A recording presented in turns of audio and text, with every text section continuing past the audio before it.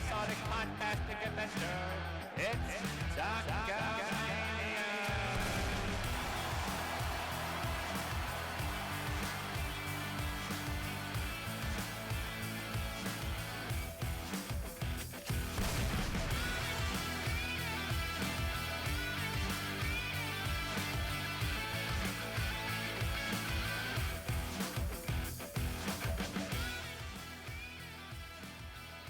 Desmino, what the fuck is up, my brother?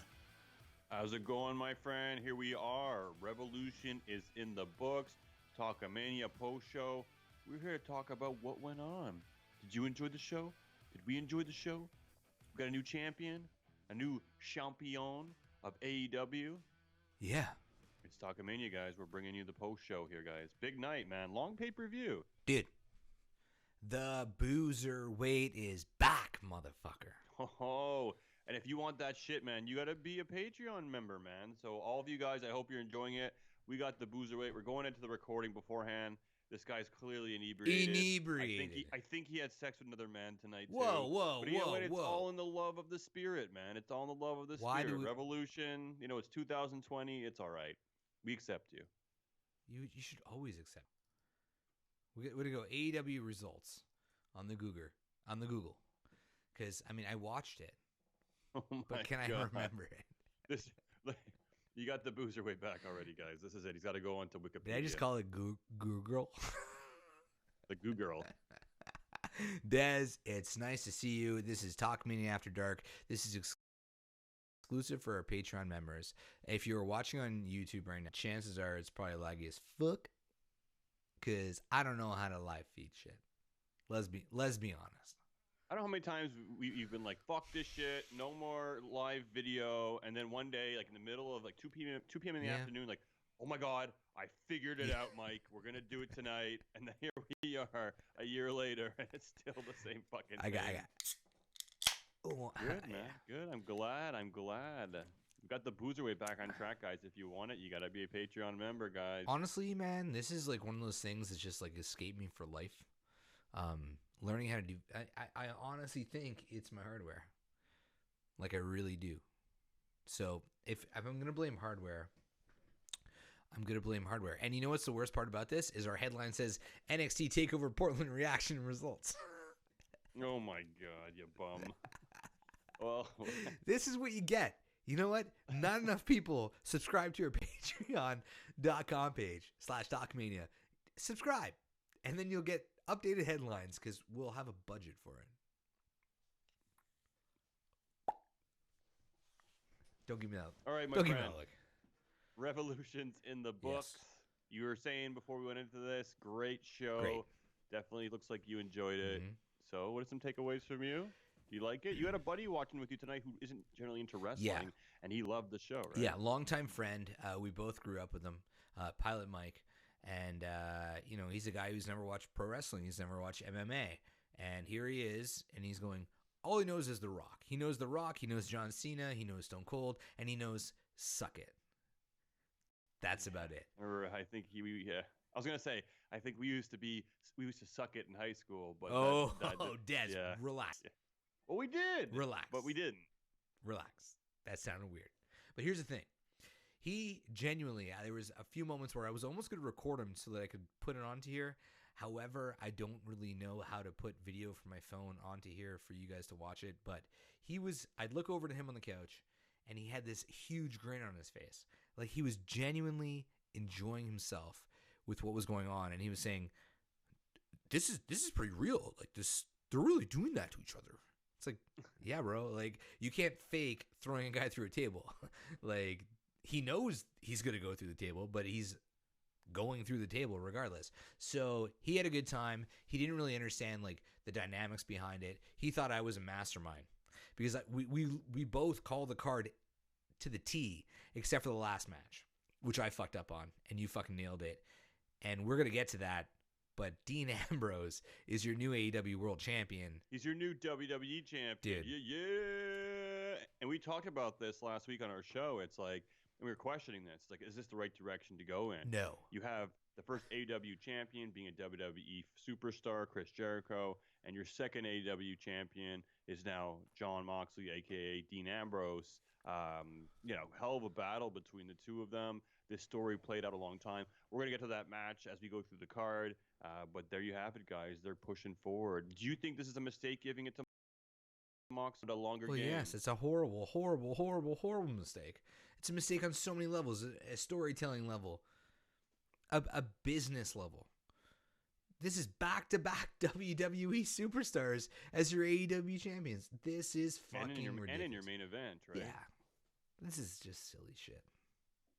But yeah, we do have Moxie as our champion. He cut a promo after he did win it. Looked like he was improvising. They threw his cut to his music before he was done. I don't know if you watched the promo he cut after the match.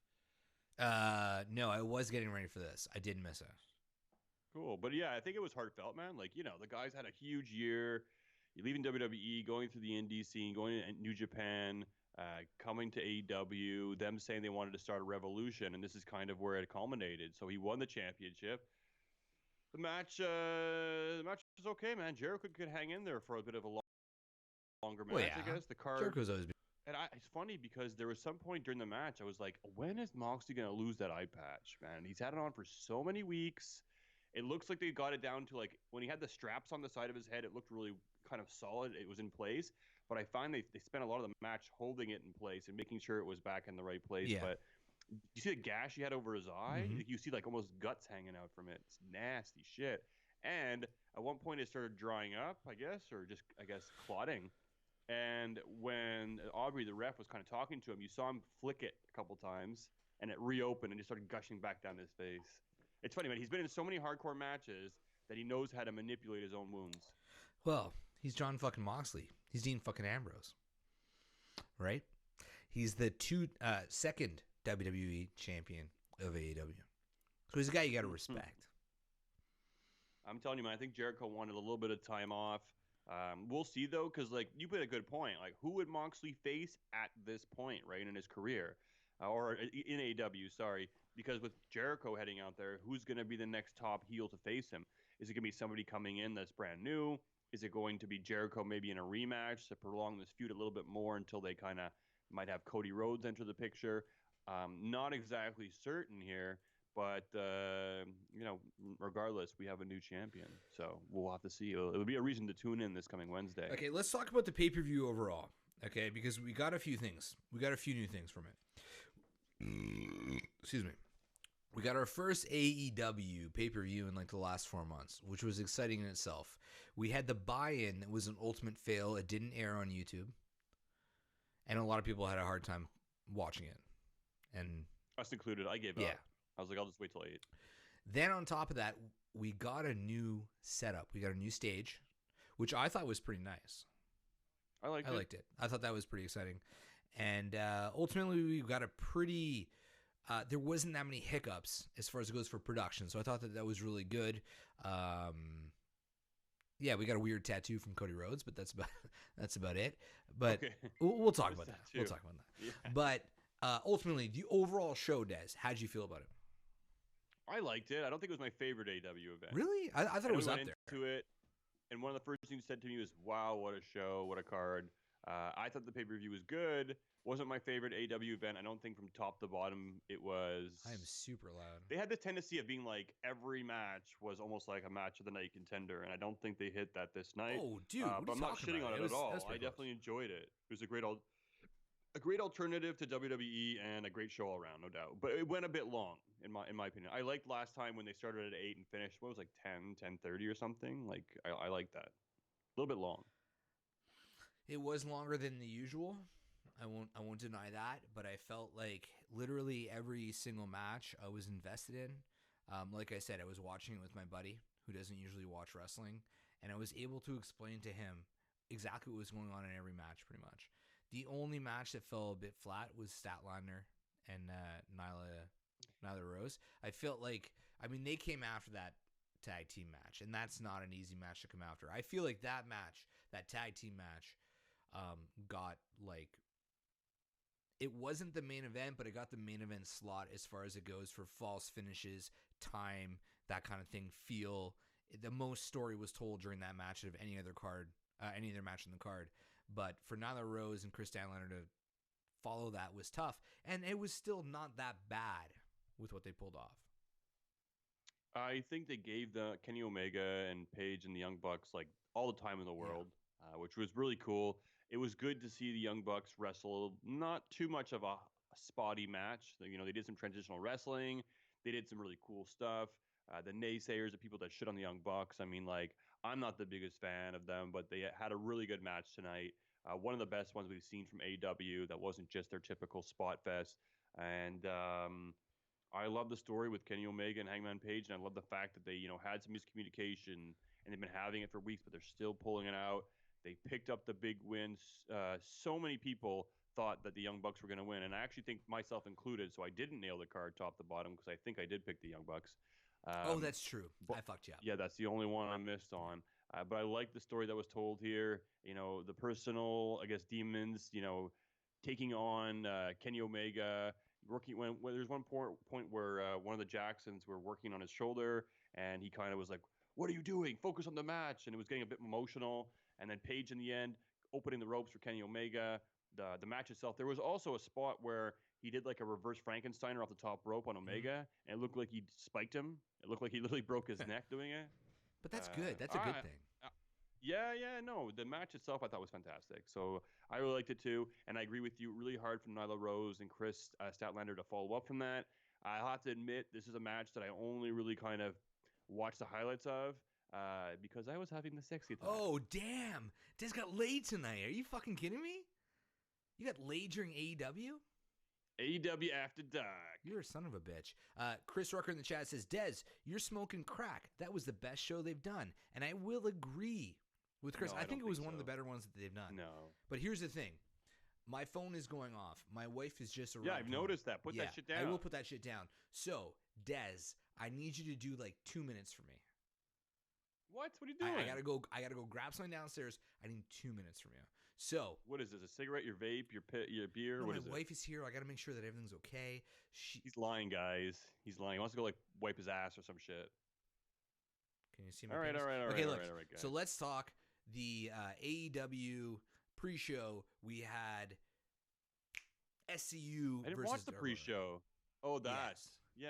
Talk. I didn't watch the match, so I don't know how you want me to talk about this one. Do you want me to? Can you talk for 2 minutes while I leave? Are you capable? Yeah, that's what you want. Can you do it? I don't know. I fucking know you. I'll be right back. It is Talkamania After Dark. Don't leave me hanging. Tell our listeners where they can find us. Yeah, if you guys want to follow us, make sure to follow us on Twitter @_Talkamania and on Instagram Talkamania and Twitch Talkamaniacs. We're going to be jumping on some Apex Legend after tonight's show. We've been playing pretty crazy these days, and join in with us if you want. Desmino J-Bomb, we are playing on Apex. Outside of that, guys, wherever your podtastic kicks, give us a listen on iHeartRadio, Google Play, Spotify, all that shit. Subscribe, and 5-star, guys. Again, big night in wrestling. We have a new AEW champion, Jon Moxley. We're going to be talking about that match as we go through the card. And remember, Kenny Omega and Adam Page, they're still friends. So that's pretty big news as well, too. I'm going to wonder where they're going to go from here because they had animosity. Page seemed to open up the ropes for Omega. Maybe this is a bridge towards a better friendship moving forward. Or you have to think that eventual heel turn is going to come from either Kenny Omega or Adam Page or the Young Bucks, because the Young Bucks tonight showed a little bit of an aggressive side on their ends, right? They kind of had to be snapped out of it because they were going to do whatever they could to win this match. So I have to think the tag team championship battle between the two teams here is not over. And talking about giving them the time, which we had talked about earlier, this match went on 30 minutes. 30 minutes. Like, that's pretty monstrous. Outside of that, MJF and Cody went on for 24-40, but these guys got all the time in the world, and you think with a match that long that the Young Bucks, might run out of tricks, but this thing went on, and, my girlfriend was saying, hey, why is this going on so long? I want to do the sexy time. But the match itself, it was 30 minutes, story was told, and then the sexy time happened after, so. Indeed. Thanks, Funaki. I have returned. The only thing I could say is Chris in the chat says, what kind of rinky-dink shit is this? And that I'm sure he's talking about how I left for 2 minutes, but I am back. Here we go. What were you talking about, bro? This is we're on the same page. I was just talking about I was plugging our shit. I was talking about how we have a new champion, and I was talking about the story between Omega and Page. I got to ask you Yeah. here: are they going to get on the same page, so to speak? He opened up the ropes for him. Do you think that the Young Bucks are going to continue their journey for these tag team titles, and will it end up being Omega turning on Page, or maybe the Young Bucks are the ones that turn heels in the end? And I think this is what you talked about too, right? Here's the thing. I got to ask you. When you were a sick kid, right? Like I'm saying you're 8 to 15 years old. You're staying home because you're too sick to go to school. What did you watch every day at 11 a.m.? Price is Right. You watched The Price is Right. Now, what was your favorite game that was played on The Price is Right? I liked Plinko. All right, let's talk about Plinko for a second. Okay, that is the storyline of Adam Page, Kenny Omega, and the Young Bucks. And I can't believe how well that worked out. That you answered, that you answered all those things. It was almost the yodeler, and he falls off the fucking head. Yeah, that was good, but it ain't no motherfucking Plinko. Yeah, no, definitely not Plinko. So, what I'm saying is that it can go in a million directions. You know, I'm explaining to Mike, the pilot that was over watching the show with me. And I was telling him, you know, the whole lead up to this and how it works, and with the Elite, with New Japan, with WWE, with ROH, with the whole thing, with being the Elite, everything. And at the end of the match, it was like, okay, they're going to shake hands. Is Adam? No, Adam didn't do it. Adam left. You think he's going to be okay with Omega, and then grabs the ropes. There's so many ways this can go, and they're building towards each direction. It's like that Plinko chip just falling. And it's that long game story that we've been waiting for, right? We wanted it with MJF. We wanted a Jericho and Moxley to go a little bit longer. And now we're having the end game here, or a longer end game with Omega and Page. What are you laughing at? I'm laughing at the chat, man. See, this is the thing. J-Bomb gets the chat. Dez doesn't get the chat. Chris Rucker said, what lasted longer? Dez's sexy time or Goldberg versus The Fiend? Whoa. I don't know, man. It definitely involved the jackhammer. You know, we should just get Chris Rucker up in this bitch. But yeah, I mean, like, it was pretty much the whole match. I caught the highlights. It looked pretty decent from what I saw. Did she boop her? Did she do the fucking stupid boop on the nose thing? I hope not. What are you even talking about? Chris Statlander? Yeah, she does the boop. She We're not talking about Chris Statlander. We're talking about Omega and the Young Bucks.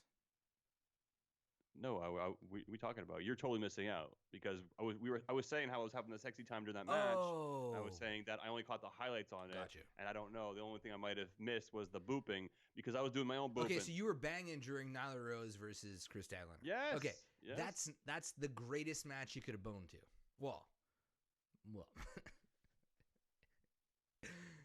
You missed the missable match on the card.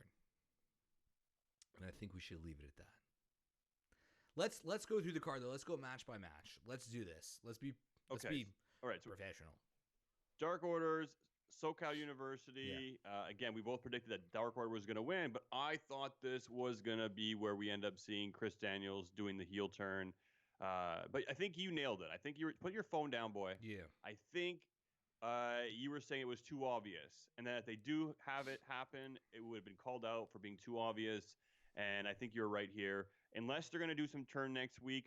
But remember, it's March 1st tomorrow, so this coming Wednesday, Matt Hardy is a free agent. So either he's trolling us all and he's signing a new contract. Other than that, he may be coming to AEW and be the Exalted One. You know, there was a bit of a letdown for me for this because I was struggling to find the buy-in. It wasn't on YouTube. I was like on the cusp of paying for this from Bleacher Report. Couldn't find it there as well.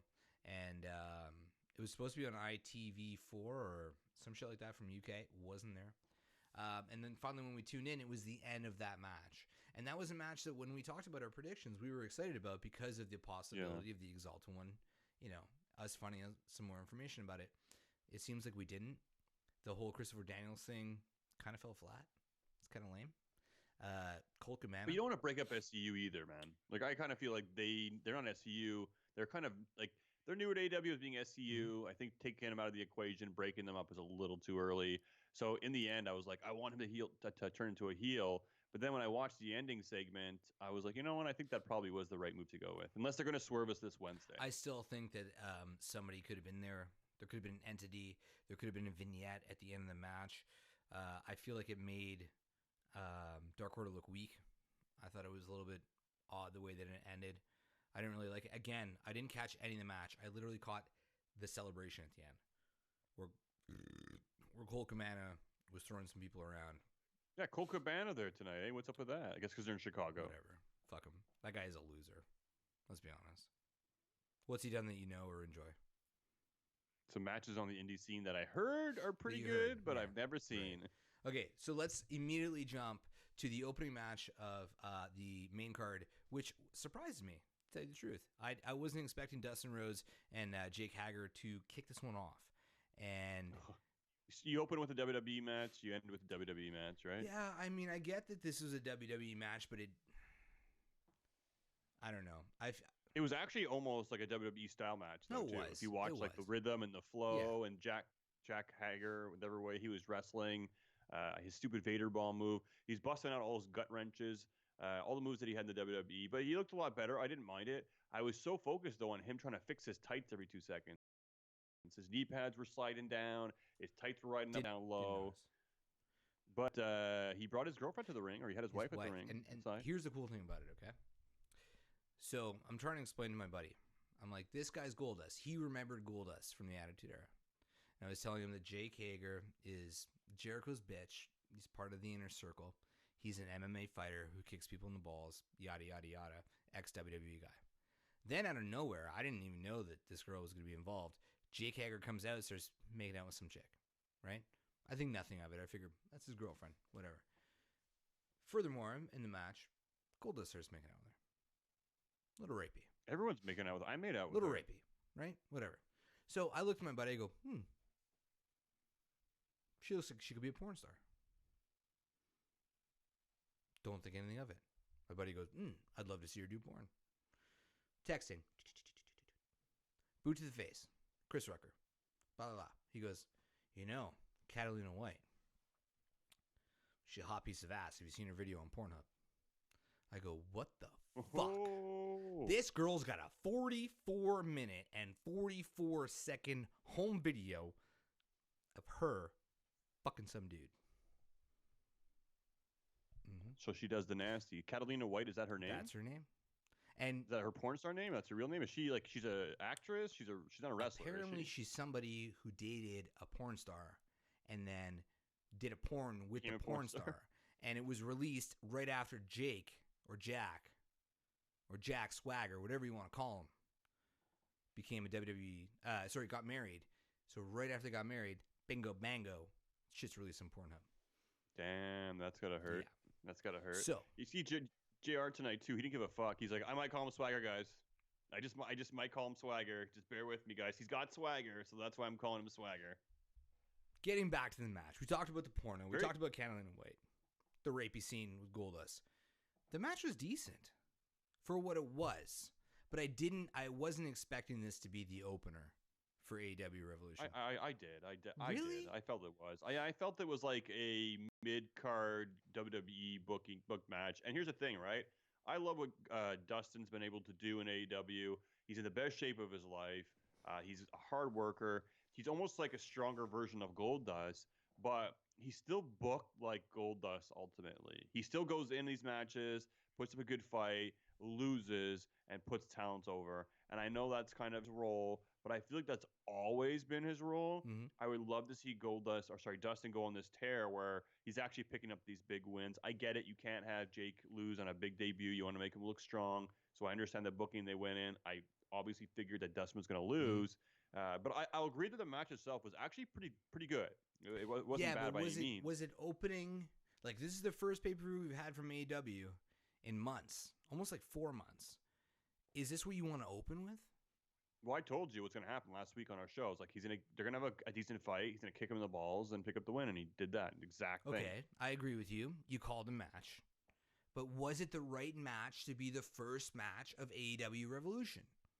MJF Cody could have been a good way to open it Do up. you not think that maybe Sammy Guevara and Darby Allin could have been the opening match to this pay-per-view to kick it off with something that fresh, and then have, Could also have been one. I mean, to me, that match, because that was the match that followed this one, and I thought that match was up there, like up so there. I might be alone on this one, but it's a pretty stacked card. We had the tag team match, which people are saying is one of the best tag team matches in a long time.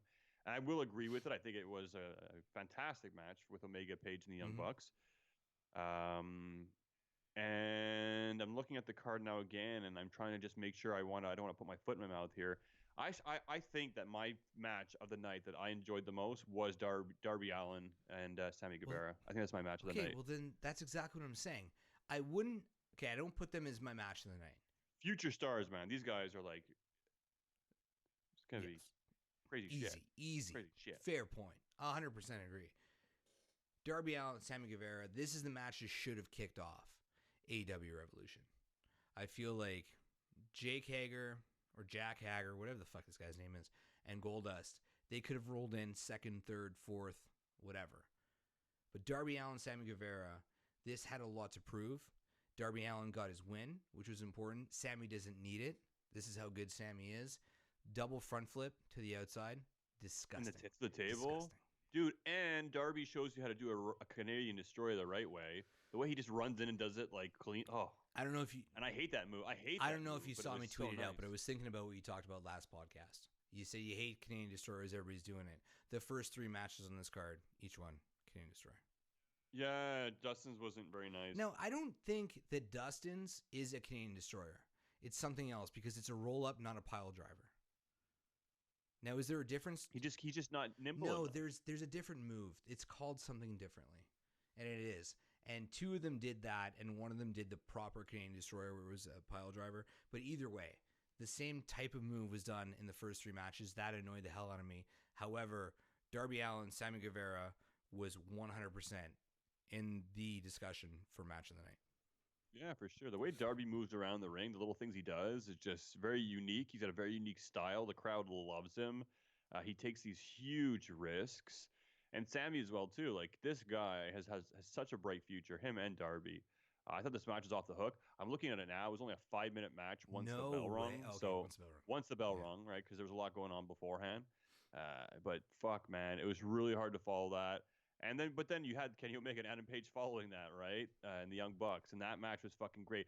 A little long. I thought it went a little long. It was 30 minutes. It's a 30-minute match, but at the same time, a huge story told. Like really, really big storytelling in this match. I texted you.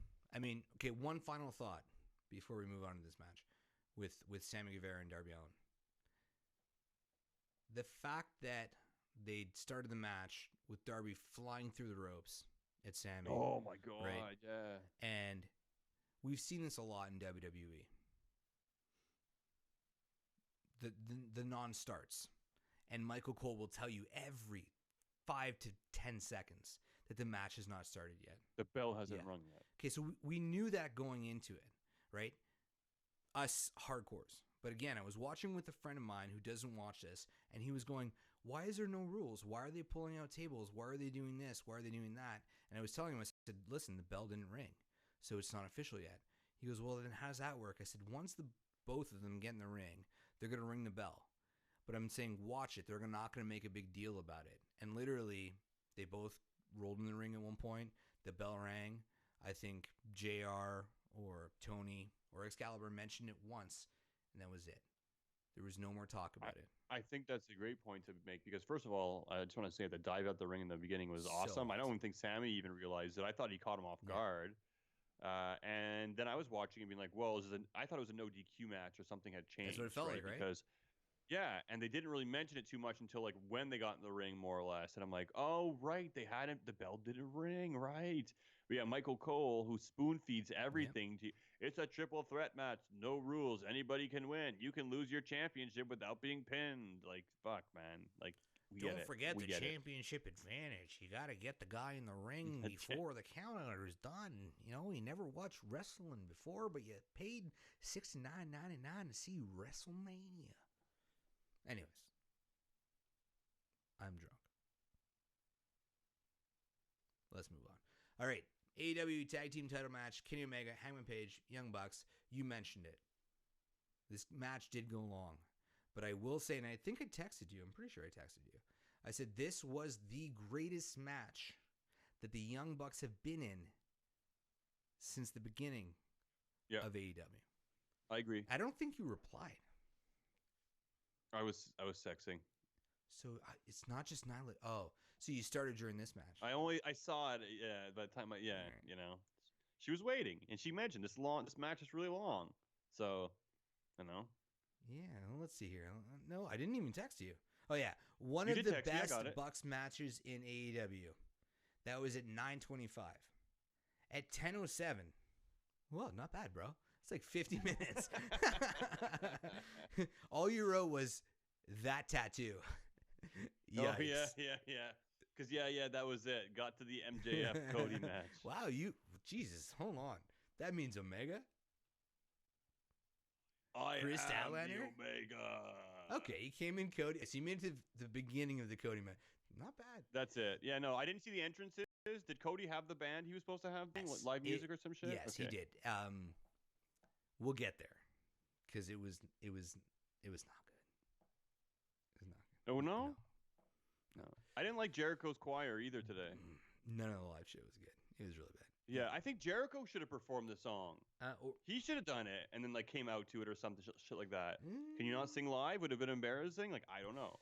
The choir wasn't feeling it. I feel like the choir not that it was a bad concept. I think the choir could have worked really well, but I felt like you heard all of them kind of being on their own different beat. Yeah, they were like, "I'm on TV. I'm on TV."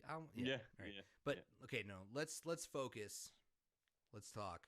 Kenny Omega, Hangman Page, Young Bucks, because it really, really was. Wait, did you watch this or were you banging? No, I watched the whole Okay. match. I watched the whole match.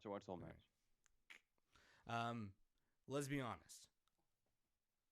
After Sammy Guevara and Darby Allin, was this the follow-up match?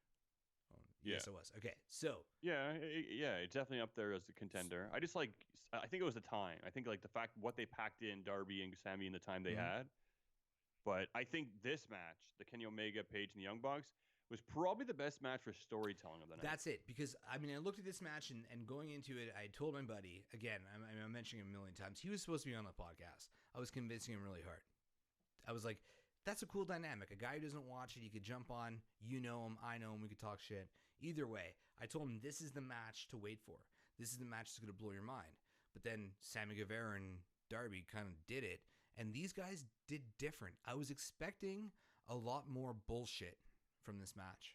A lot more flips and tricks and shit that we've seen, but we're told we've never seen before. And they literally just, I mean, there was some of that, but ultimately they told a hell of a story. Like a hell of a story. Quite possibly the best story that's been told in ring in AEW since its existence. Outside of Cody versus Dustin. Okay, well, always separate that match from everything else. I gotta ask you a question though. So the Young Bucks have so many moves, so many signatures, so many almost finishers, and this is me sounding like a complete noob, right? The Young Bucks, they have the Meltzer driver. So when one of the Bucks doesn't do like a 360 before doing the spike, it's called an Indie Taker, or do they change it to the Indie Taker? You're probably asking the wrong guy. I thought it was a Meltzer driver. You're talking about the one that went to the outside where... Yeah, they kept calling it the Indie Taker, and I was all like, oh, that's clever. Where Airline didn't really do the 360 flip before. Yeah, that's it. He didn't do the spin, the little spin, because it would have been pretty reckless on the outside. It would have been. So I think like when he doesn't do the spin, they have a name for it. And I find like they have a few moves like that where like if they don't do it fully, they actually have an alternate name I like for it. which That's I a think good it's idea. clever. I think it's clever. I think it's clever. Yeah. Someone's like, we were lazy today, or we don't want to take the risk, or we fucked up. So like, here's the name. You know, it's a different Actually, move. you know, I think they handle fuck ups in AEW better. Like, I know I'm going to go back a match, but Darby Allin did the suicide dive out. onto Sammy Guevara and completely missed. He kind of dolphined a little bit. He was like, well, his foot hit the rope. yeah. And they weren't like, oh, like, it wasn't Corey Graves going, I don't think he got all of it. They just kind of switched. It sounded Macho Man. I don't think he got all of it. He did say that. One of them did say it, but yeah, they were very good. I actually noticed that tonight too, that they were very good at kind of like. You talking about commentary? Yeah. Not saying in general the commentary wasn't bad It was great. at all. I thought it was actually, good. Jared was pretty good. It was good, tonight. Yeah, I thought it was pretty good. But yeah, they did. They were like, oh, I think he missed it completely. His foot hit the rope. They're just like straight out like, yeah. Yeah. But I mean, instead of them just pushing forward with the match, it seemed to be like a pivotal. God, I can never say that on this podcast. A pivotal point in the match, and they kept coming back to it. They were like, once he did that move and kind of fucked it up, his momentum kind of stopped. And I thought that compared to WWE, where they fuck up a move and they just say, oh, she didn't get all of it. However, the move is still as effective in kayfabe.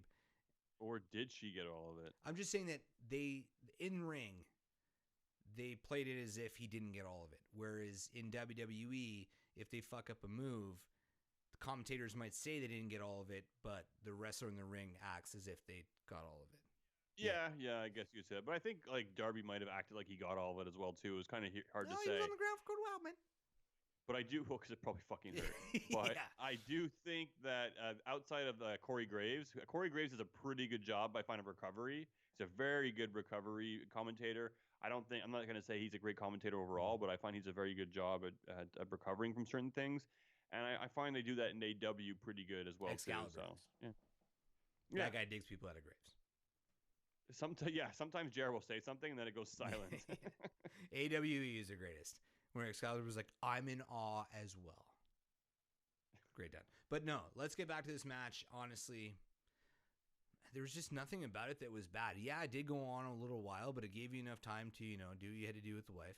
So that was pretty helpful. No, after. It was after I watched this match. This match captivated me, man. Like I said, it went on a long time, but I wanted to see who the winner was. I thought you called Young Bucks winning this. You did. Dude, you must be drunk because I'm we've talked about this a few times. I called the card up and down, and I admitted that the one match that I did not get correctly was I thought the Young Bucks would win because I thought they're going to pull the trigger on that Omega Page thing because they haven't been waiting the long game on a lot of these feuds. MJF Cody we thought could go longer. Moxley and Jericho we thought was going to go longer. This is one they actually are playing out, and it's been paying off, and I think the story was fantastic. I want to see what happens next week. I wasn't super sold on Adam Page. I'm not entirely sold on him yet, but I'm definitely a lot more interested, and I think you're a minority on that one, bro. I know, 100%, and I acknowledge that I'm the minority on that one, for sure. I think that, when AEW first came in, you had said it. I don't get the hype of Adam Page. And I was arguing with you. And then, he wrestled Guevara, and Guevara just wrestled circles around him. It was embarrassing. Sammy Guevara, let's be honest, okay? The guy's on a fucking another level. And just wait. Yeah, but you know what he hates is he hates people saying just wait. He's that good now. Does he? Yeah, he does. Does he? He says that's his pet peeve. You know what I mean? He's literally who's the story? Okay, you know the whole Sean Spears thing when Cody called him a good hand? Where's this guy now, by the way? Yeah, sure. But that's honestly what Sammy's legitimate non-kayfabe opinion is of everybody. He doesn't like being saying, look how good he is, look how good he's going to be. No, he's in his prime. And he's going to be in his prime for... No, he's not. Hold on. It's cool. I got mad respect for the guy for saying that and being like, fuck that, I'm great now. He's 22. He is great now. Sure. He is and great he's now. That good. And you're right. He should have that attitude of saying, fuck you, I'm amazing now, because he is. But there's no doubting that he's just going to learn wisdom, pick up experience, and get better with age. It's going to happen. But there's two ways of looking at a guy, right? You could say he's in his prime for his own accomplishments, and then there's in his prime for being over or getting the respect that he deserves or getting the push that he deserves. Obviously, he's not in his prime of the push or the respect, but I feel like he's in his prime for what he can do, and I think his prime is going to last a really long time. He might get better at storytelling, but as far as it goes for wrestling, that guy is silk in the ring. Yep, I agree with you. I think it's only going to get better. That is what is so fucking mind-blowing about it. and Darby as well too. These guys are key players Yes. in wrestling, regardless of where the fuck they go. And if you ever forgot it, tonight's going to remind you about it. But getting back to Adam Page, I know you've never been a fan. And I know you said that, I don't feel it. And I've pushed that I feel it. But I will agree with you that his run from the beginning of AEW up until this storyline has been, I'm not going to say it was bad booking. I just think that he's not done what he could have done with it. And I think they pushed him a little bit too hard too quickly and thought that people knew who he was or knew what he was about too much. I think AEW thought that their fans watch Being the Elite more than they really did. That all being said, I think tonight, the first time Adam Page was tagged into the match, the crowd was the loudest they were that whole entire match. Oh, they love him for sure, and they love the whole beer angle. People love beer. Yeah. Even when Ambrose did his post match, he's like, "It's beer o'clock." Crowd's like, "Woo!" There was just something about it. Beer. It wasn't a hot tag. It was like a mediocre 50. He looked great tonight. He looked Page good. was great Yeah. tonight. The only thing that kind of I'm wavering about still at this point is he wrestles very similar to a WWE style, Yeah. where he does his signature moves, does the moonsault, does the flipping clothesline, does his fall away slam. So I find Hey, you got to talk like about the he standing could be- reverse, man. Standing super shooting star press. We got to mention that one. That's impressive. That's really And they that's missed pretty it cool. today. That's pretty cool. They missed it on He- camera. Oh, because I was gonna say I don't remember him Yeah, hitting he it. hit it. Adam Page is a superstar, man. Yeah, he's good. I just find like AW is pretty stacked though, right? For the talent, like I just find like he gets lost a little bit in there, and I find there's this little bit of a recipe where people could have more free reign. You'll have a superstar like Omega go in there, or Young Bucks, or even Rhodes. Like he's busting out new moves. Guevara busts out new moves.